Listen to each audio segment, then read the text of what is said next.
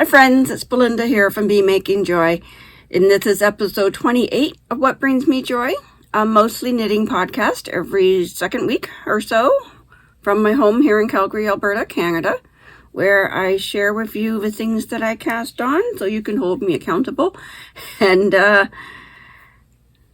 maybe a little bit about my life. If you're new here, welcome, and if you're a returning viewer, I'm so glad to have you back. In this episode, I am recording this on Tuesday, February the 13th, so it should be ready for you to watch on Wednesday. So happy Whip Wednesday. I don't have any finished objects, but next episode I should be wearing one. I'm almost done. I have a number of updates for you, including the sewing project, along with lots of knitting. I've cast on a new knitting project. I have lots of new yarn acquisitions. The color of the month is in from Ancient Arts Yarn, so I will go pick that up before we finish recording. I went to Santa Monica, did some shopping at a yarn store there. Some mail has arrived. Ancient Arts had their anniversary sale. I bought some yarn there. So this is an acquisitions heavy podcast. If you're interested in any particular project that I've been showing, I use chapter title stamps along the bottom so you can skip ahead to back and forth to look at whatever you want to look at in all my episodes. And anything that I mention, I put links in the description box below. But I don't have any affiliations with anyone. Oh, some quick updates first. We went to Santa Monica this week, which is on the outskirts of LA, Los Angeles, California. My husband went there for some investment meetings, and I've started to take more of an interest in those meetings also. So I didn't get as much knitting done as I wanted, because in these meetings there's a lot of rapid fire information being shared, so I don't knit during these meetings. And we've gotten a few friends in this group, so we've been going out to dinners, cocktail parties, lots of visiting and not enough knitting. But it was wonderful.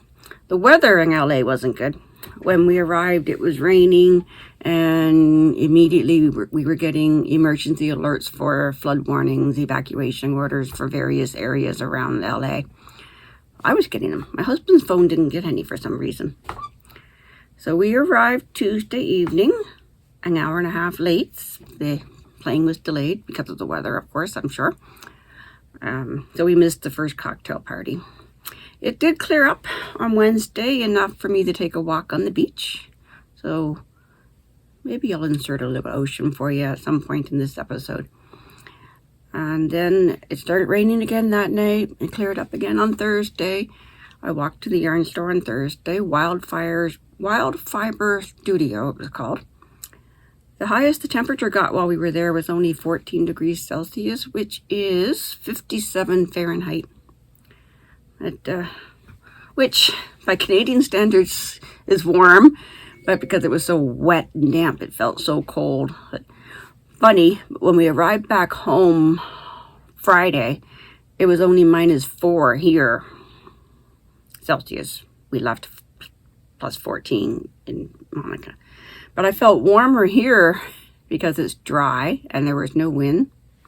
Nonetheless, Santa Monica was beautiful. I look forward to going back again, and I'm sure the weather will be better next time. Before we went to Santa Monica, I did some sewing, which I'll show you later. And I finished Module 2 of the Professional Knitwear Designer Certification from the Knitting Guild of America. This is a 3-part series program. So I finished Module 2. I had to resubmit, got a very quick response. I passed. I'm ready to start Module 3. I will sign up for it very soon. I told you last episode that the part I was struggling with was drawing my design. So I used my light pad. This plugs into a USB port, or I use a portable battery charger so I can do it on the dining room table. So I used the light pad, and I had this drawing of a croquis, a human figure, and then a blank paper on top of that, lit it up, traced her head and arms and legs and whatnot, drew a sweater on it, and came up with this. The hard part was hand drawing all those maple leaves.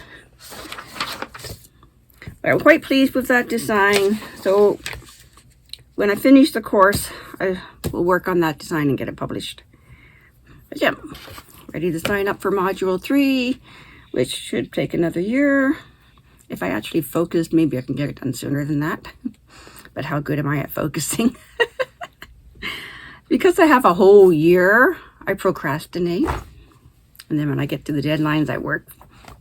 That's ADHD, procrastination, all that. That's me. Anyway, my sit-upon design, pillows on the bed here. They're pillow cushions and or carry bags with handle straps. The design has been returned from the tech editor. I have to finish going through her notes. There's still an opportunity to join my testing pool on yarnpond.com. The link's in the show notes below, which you can find by clicking where it says more ... And yes, that pattern's going well. I expect it to be released in March. It's designed for fingering weight yarn. I used Hat Trick and Sock Needle by Ancient Arts, which are 80% superwash and 80% superwash fine merino and 20% nylon. So you can use any similar fingering weight yarn for it in your team colors. And then there's a graph for hockey, soccer, football, baseball, basketball, and really any other sport with a round ball. You can just use the same graph and then duplicate stitch on the ball whatever design of stitching belongs on it. So there are instructions for 14-inch, 16-inch, and 18-inch versions. Yeah, I think I might make a dodgeball for my daughter. A friend asked for a curling version, but I don't think I'll be doing that. You have the option of just doing the pillow form or extending the sides to make a handle, so carry handle for a purse, a bag, or just carry your pillow cushion around with. Oh, just a sec. Speaking of ADHD, the daughter started bouncing around and I had to pause. But I was saying, the stadium sit-upon, my project on the airplane was to make this part, still working on it, for my baseball version.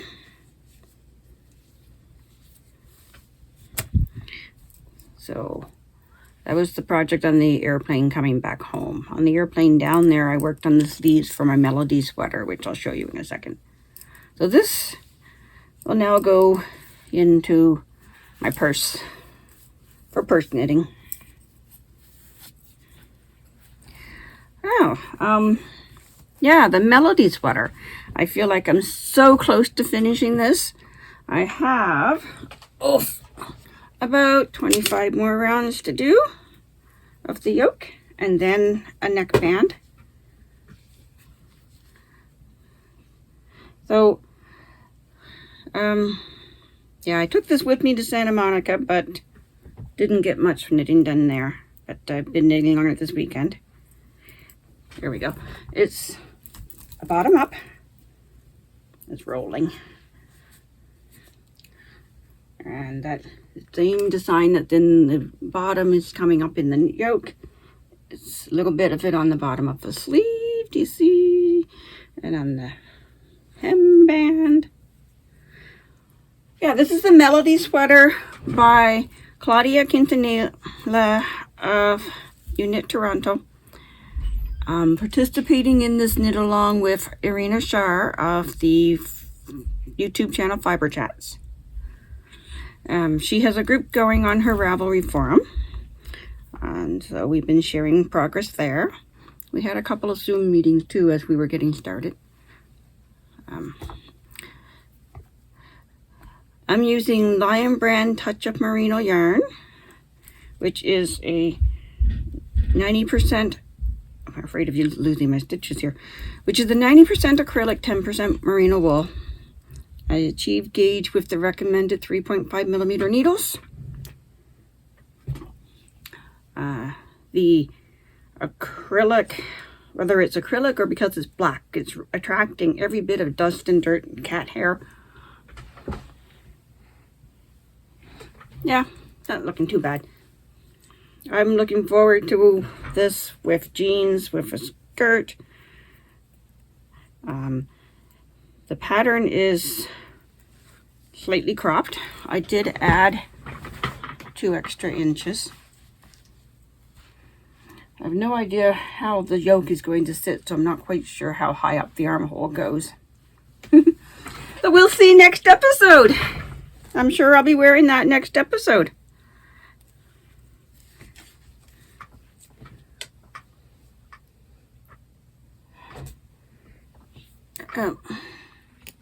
The next project I wanted to share with you is the Snowflake Throw that I'm designing.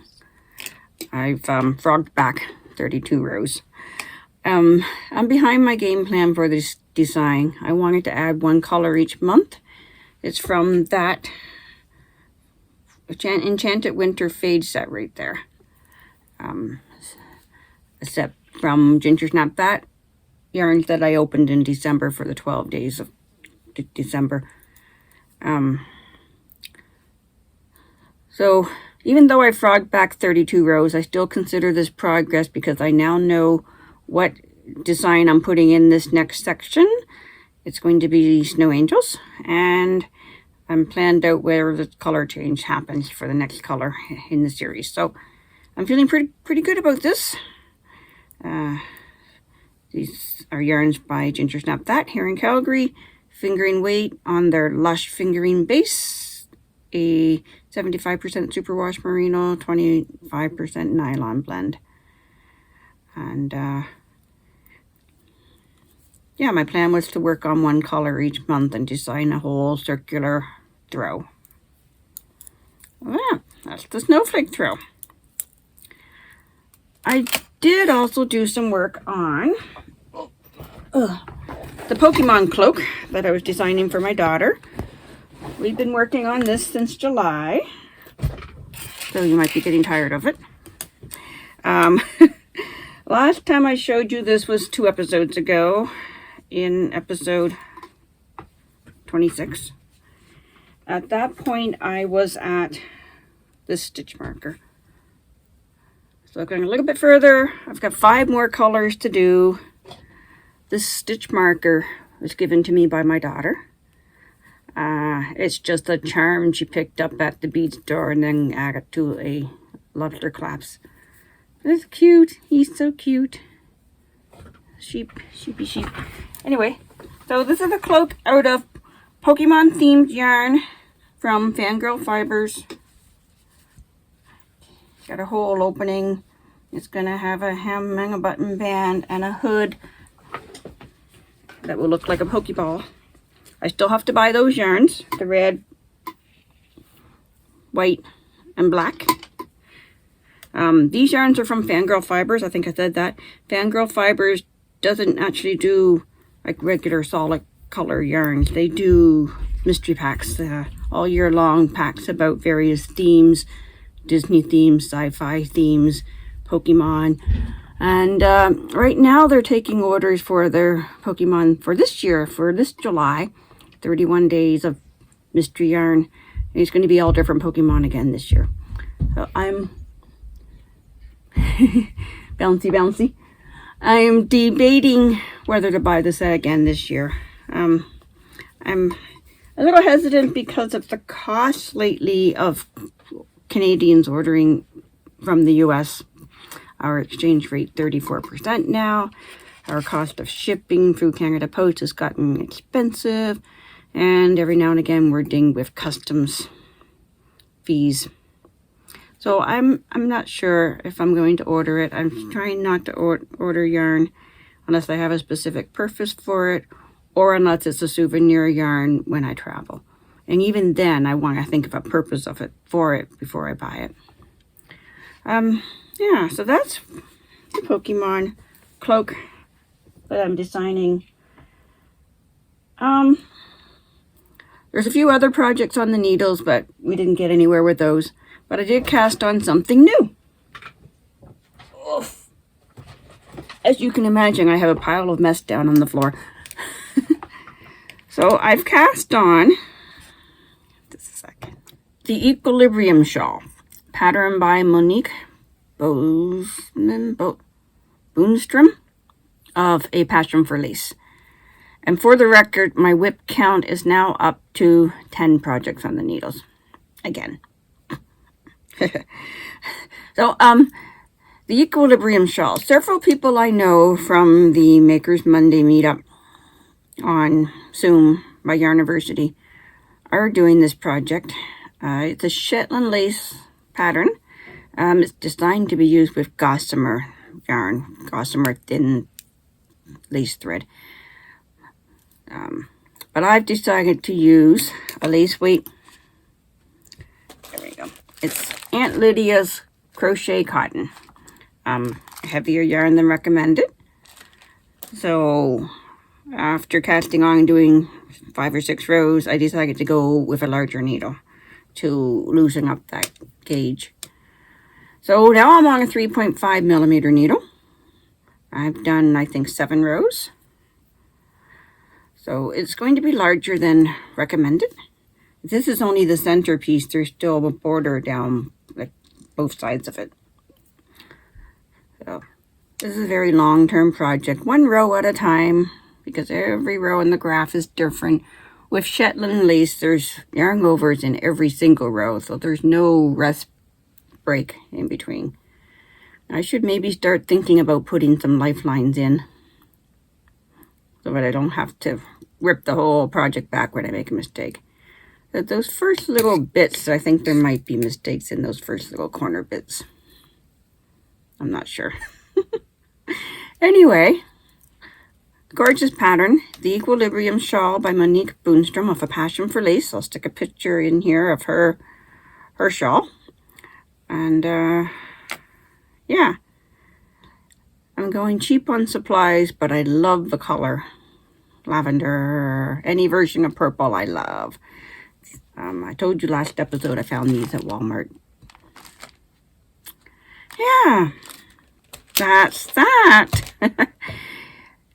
And the other thing I spent most of my time on the week before we left for Santa Monica was my sewing.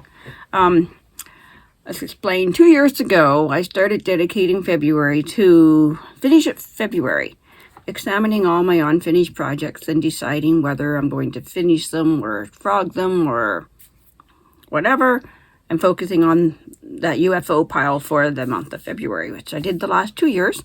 This year, as I said, I've got 10 projects on the needles right now only, and because that's down from the past. And with these regular episodes, I'm keeping track of those. So this year, I've decided to focus on my sewing for Finish It February. Finish It February, I'll give credit where credit is due. I was introduced to this concept. I picked it up from Roxanne Richardson on the podcast Rocks, by the way. So I did a lot of mending on the first week. My mending pile had been untouched for a couple of years. I mended 3 dresses, 2 shirts, 1 pair of shorts, and a compression packing cube.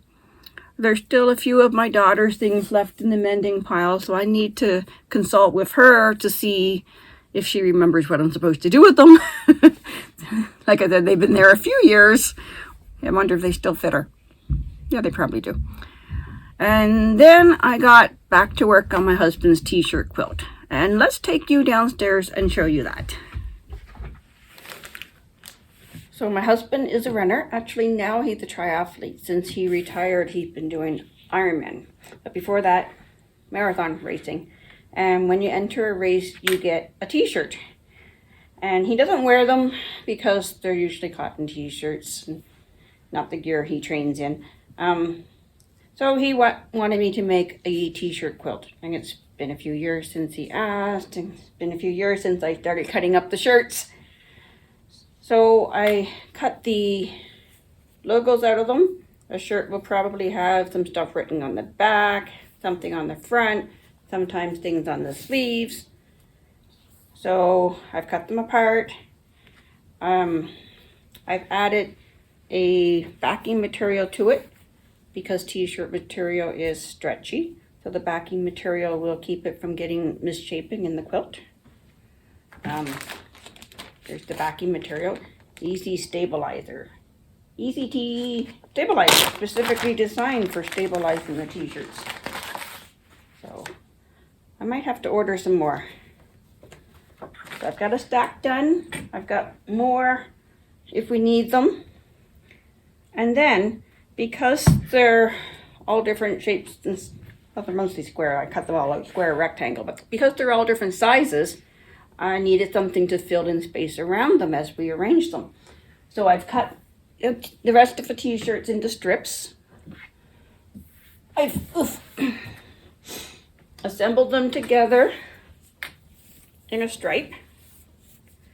I'm going to put the t-shirt backing material on this part now, and then cut it into 2-inch strips this way, so that we have, I'm not even sure what you would call it, but we have this decorative strip to lay in between the pieces. And then when that's done, I'll call my husband down and we'll lay them out on the ping pong table, which I need to finish clearing first, and decide how we want them, start stitching them together into a quilt top. And then this will be the 3rd quilt I've made. I probably make a quilt at the rate of 1 quilt, 10 years to 1 quilt. And I've never actually fully done it properly with a quilting batting and I'm not even sure what you call it now. I've been putting them on flannel blankets for the batting and then a sheet for the bottom. So my husband has a flannel blanket which he's been using. I thought we were saving it for this, that he rescued from his mom's house. So that's going to be the backing for the quilt.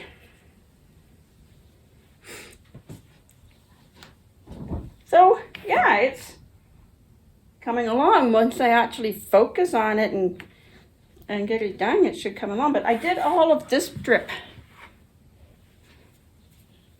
just in the period of 2 days. So yeah, I think it's going to be really nice. Okay, well, let's move on to acquisitions. But first, I'm going to go to the yarn store and pick up my monthly subscription from Ancient Arts Yarns. The color of the month is in, so let's go get that.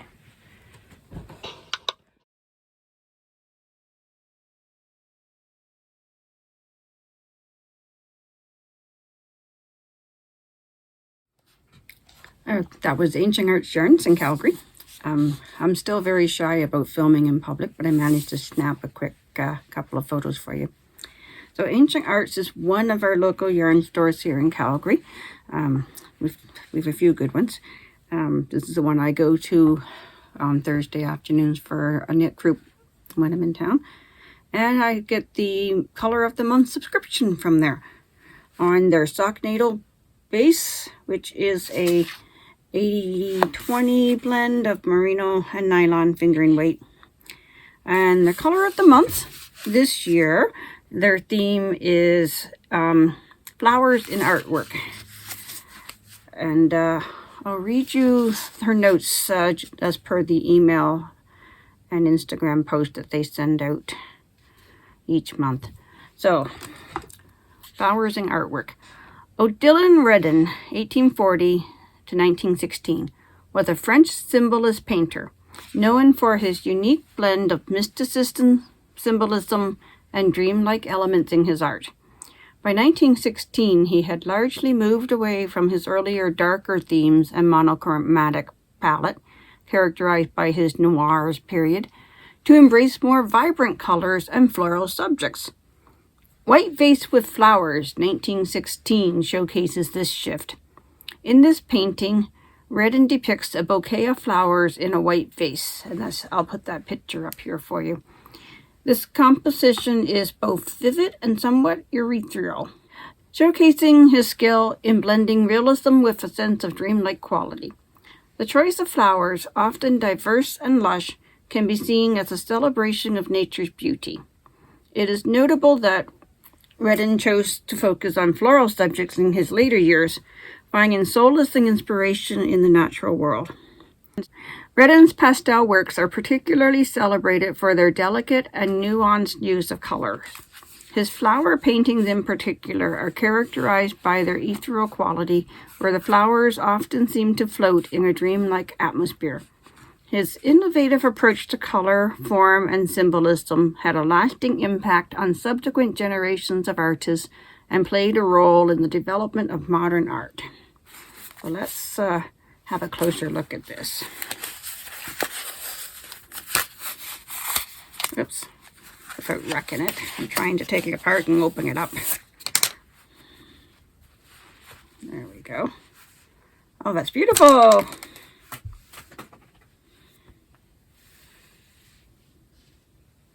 Very nice. Okay. I'll put that here to wind up afterwards. Now, Ancient Arts also had their first anniversary celebration this week. The first anniversary of their brick and mortar store. They've been an online store for many years before getting a location for in-person shopping. So last winter they opened.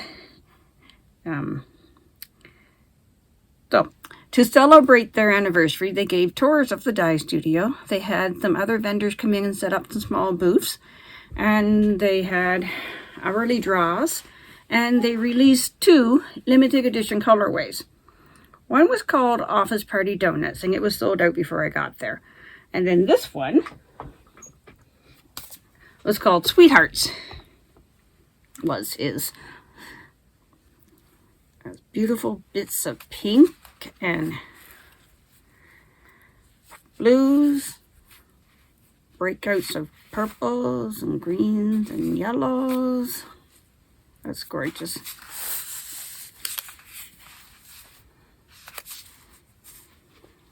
Very nice. Sweethearts, very appropriate for February as well, as their first anniversary party.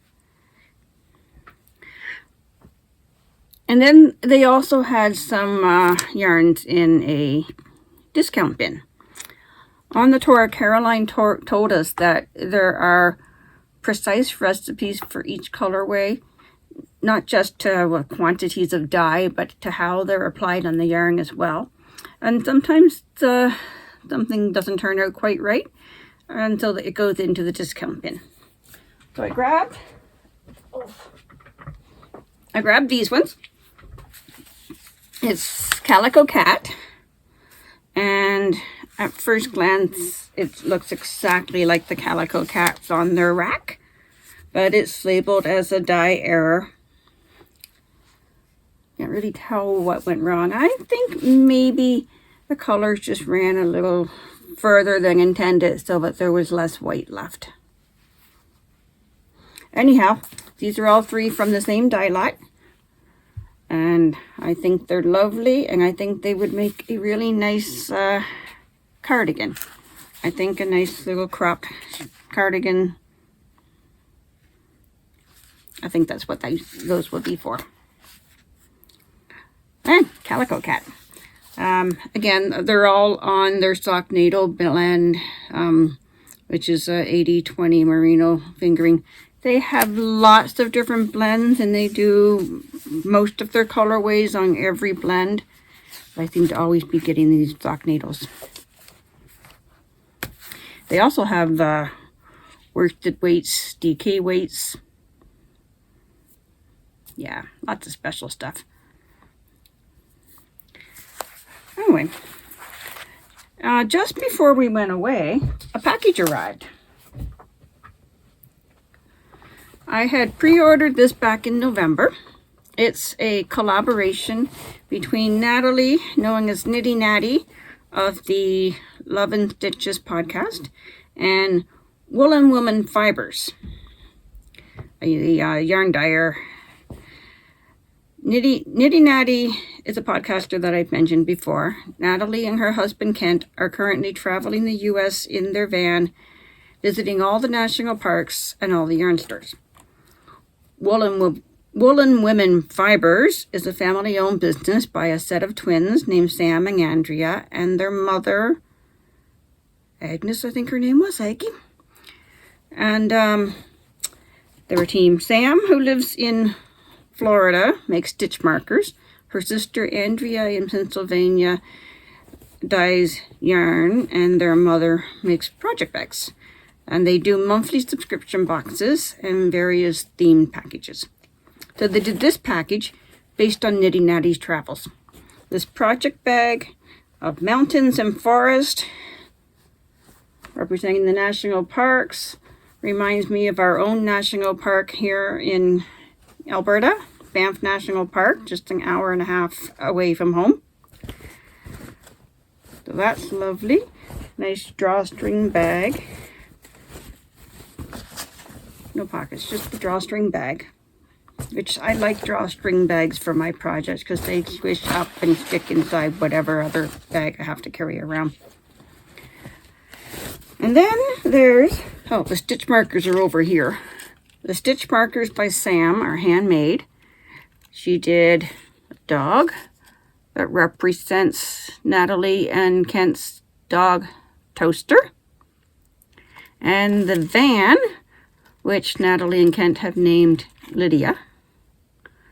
And I've had this out sitting in the light to charge it up because the headlights on the van glow in the dark. But I really don't think I'm going to be able to show you that. No, we're not going to get dark enough at all. Even if it was completely dark, I don't think the camera would pick it up. So the stitch markers. And then we have a little sealed envelope with special wax. And my husband advised me to open it at the top so I didn't break the seal. That contains a coupon for a future purchase. And then the yarn, I got mine in a sock blank. You could get them dyed in a hank of yarn or in a sock blank. And then it came with two minis, the coordinating set. This could be the toes and heels of a sock or something. And the sock blank is machine knitted up and then dyed. And then you unravel it to knit it. And this one is 2 finger and weights knitted up together, and dyed. So that when we unravel it to knit it, we have 2 exactly matching socks. Or we could knit something else with it. So, National Park themed. Probably I will make socks. There's a knit-along going on right now with Natalie and Sam and Andrea to make things from this, but I don't think I'll be casting on that quickly. Because I don't want to go beyond 10 projects on the needles. And then the matching toes and heels and cuffs. And I think that was it. Yeah. So, Woolen Women Fibers. I'll link their website below. But I probably won't be using my coupon to order again because, as I've alluded to earlier, I'm getting leery of the cost of ordering things from the U.S., ordering yarn particularly from the U.S. Our prices are very much the same. A skein of yarn in Canada will run anywhere from $29 to $32 Canadian. A skein of handmade yarn, hand-dyed yarn I'm talking about. A skein in the U.S. would run the same prices, but then we've got that exchange rate, which I remember when it was par. I missed the days when it was par. Now it's up to $1.34. It's what it cost us to buy $1 in the U.S. right now. And then there's the shipping fees. And then I got dinged by customs for this package. I had to pay the post office an extra $7 in customs and duties fees before I could get my package. which, fair enough. Like it used to be, I'd rarely get charged the customs and dues, and now we're getting charged them much more often. The last 3 packages that came into the house, mine, my husband's, and my daughter's, recently all got ding custom fees. So, yeah, I'm hesitant to order anything more from the US website. But if you're in the US, based in the US, go check them out. Check out their website. Lots of beautiful subscription boxes in there. You don't have to subscribe. You can just order each month as they come up. Beautiful stuff. Okay. And then there's my trip to Santa Monica. So a half an hour walk from our hotel was Wildfiber Studio.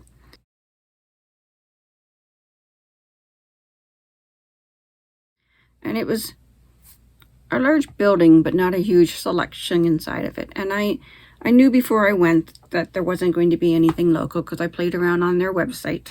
I don't imagine Santa Monica is a very large knitting community, but they had some stuff from away and whatnot. Anyway, I decided before I went that I was going to get yarn specifically for Hoki Locatelli's new design called Milton.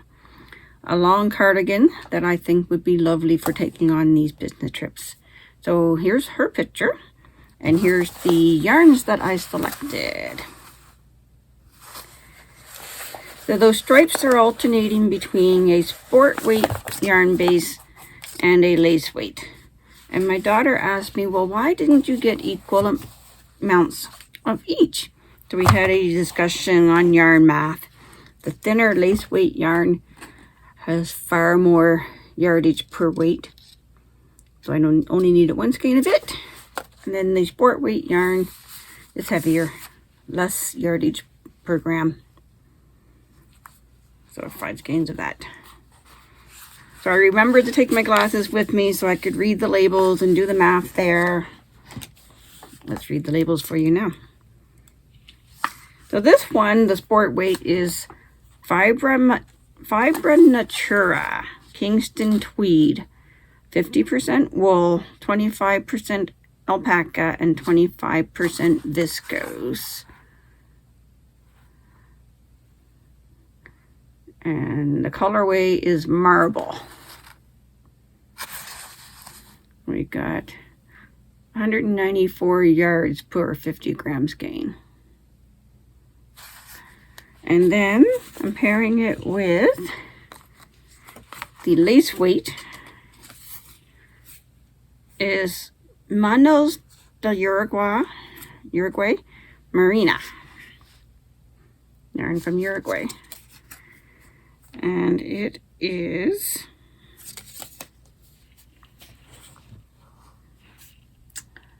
written in italics that are hard to read. 874 yards, 3.5 ounces, 100 gram skeins. Where's the yarn composition? We're proud members of the World Fair Trade Organization. Machine wash in cool water and dry flat. Here's the composition of the yarn. I'm sure I read it. Nonprofit organization assembles women in cooperation throughout the countryside of Uruguay. The aim of the organization is to bring economic and social opportunities to rural women. There we go. Superwash Merino. Of course. So I think that's going to make a gorgeous Milton sweater.